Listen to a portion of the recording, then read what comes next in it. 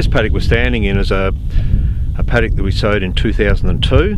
It's tall wheatgrass and lucerne mix. Lucerne went in at 3 kilos, the tall wheatgrass at 4. It was a site that the whole paddock was getting to the stage where we were cropping it 1 in 5 years. It used to get too wet. 8 years on, I'm still left with the tall wheatgrass. The lucerne is still around, but only in patches now. That's eaten it out, but it's done its job. It's lowered the water table under this paddock enough so that when you look at the ground, you can actually see clover coming back into here, and there's a bit of ryegrass in here as well. And the plants of tall wheatgrass are fairly wide apart now, but they're not. For 8 years, it's done quite well. As we're driving across this paddock, it's really rough to drive over. Being a sandy paddock, in summer, if it's bare, the dirt tends to move until it gets to a tall wheatgrass plant and then stop. So it does cause a few problems when you want to top dress the paddock with fertiliser. But it's not your dirt's not getting exported out of the paddock.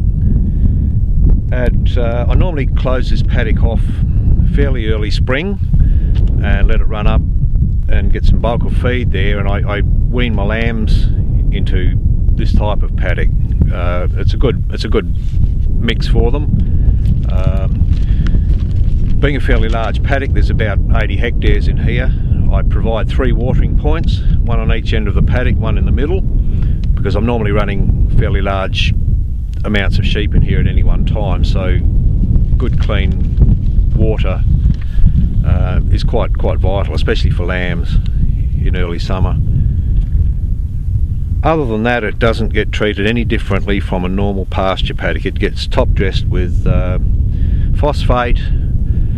If I really wanted to boost stuff, like in a really dry year, I'd spray a bit of nitrogen over it, but normally it's just yeah, your normal management practices for a pasture. We've got a paddock on the right out here that's 3 years old, and that's a mixed perennial stand. This piece has been fenced off from a larger paddock because it's running into some fairly bare barley grass waterlogged country, and that's got a mix of, well, lots of stuff. There's 2 varieties of saltbush. There's tall wheatgrass. If you look down here just over the fence, you can see a bit of lucerne, a bit of kikuyu. Saltbush in the mix, and we've been seeding this just through our normal cropping gear. It works quite well. It tends to sort itself out in the paddock, and because I'm harvesting my own seed, the cost of the seed isn't a huge issue.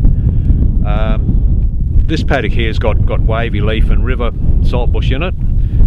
I found the wavy leaf isn't as palatable as some other varieties. The sheep tend to prefer the river, and in some of the other mixtures there's I'm putting Old Man in there, which they probably like most of all.